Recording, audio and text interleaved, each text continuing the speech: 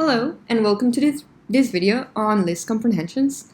In here we're gonna be talking about list comprehensions, and after this we're gonna be talking a little bit more about looping techniques.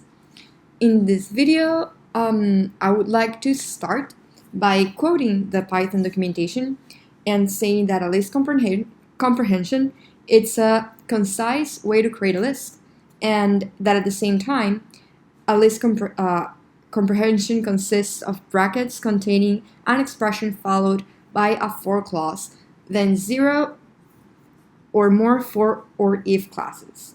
You can create a list comprehension statement with multiple for loops. You can do nested lists inclusively, and I think it's kind of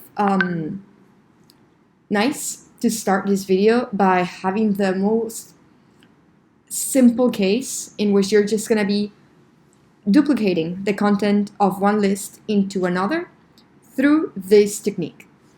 So in here, I don't know if you remember that we were earlier working with a list of the direwolves in Game of Thrones for the Stark family.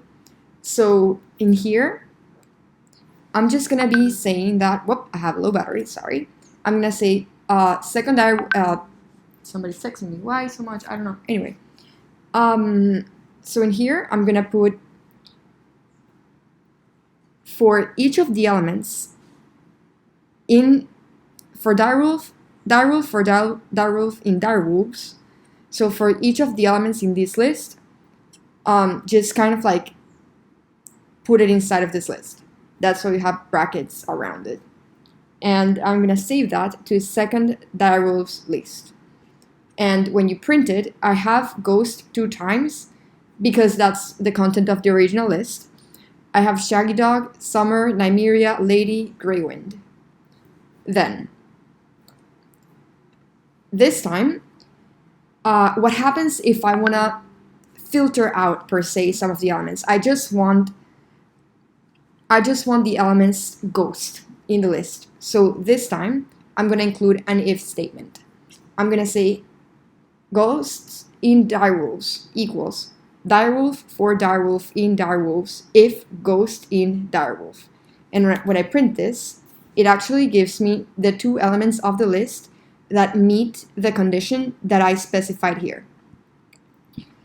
This looks kind of nice because it's really just a way to select one of the elements. However, what if it's not the entire word of the element? What if, per se, if I have a list of Lannister characters and Stark characters, and I want to select only the characters that are Stark? What should I do? Well, I can copy the same format that we used earlier with ghosts in direwolves and do Starks in list. I open bracket because I'm trying to pass the elements that meet the condition into the new list, and that's why I need the brackets. Then I do person index for the index in the list Lannister Stark if, and here's the condition, Stark is in person. So if the word is Stark is in the element that the index person represents. And when I run this, I can print Stark in list and I get Catelyn Stark and Ned Stark. Now, this is just a very simple representation of all of the things that you can do with list comprehensions. And as said before, you can, you could even have more than one index in here. You can nest them, you can do multiple for arguments in the comprehension. And you can even kind of like harness this way of writing in order to compute mathematical equations in lists of numbers, for example. And it's going to make your life a lot easier. Thank you for watching. I hope to see you in the next video.